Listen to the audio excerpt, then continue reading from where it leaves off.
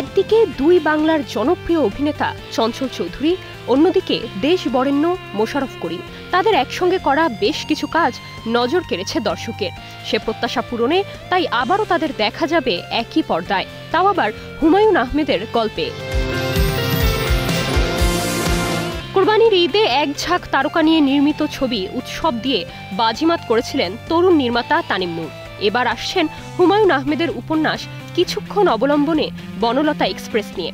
December থেকে shooting, মুক্তি পাবে রোজারিতে। সামাজিক মাধ্যমে 52 সেকেন্ডের মোশন ভিডিওতে ঘোষণা করা হয়েছে সিনেমার নাম। তাতে দেখা যাচ্ছে একটি চলন্ত ট্রেন, ব্যাকগ্রাউন্ডে অর্থহীনের গান চাইতেই পারো।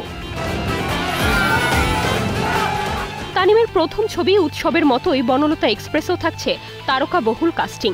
মোশাররফ করিম, চঞ্চল চৌধুরীর পাশাপাশি দেখা যাবে সাবিনা নূর, শরীফুল রাজের মতো আরও অনেককে। Nirjona Nusrat, star news.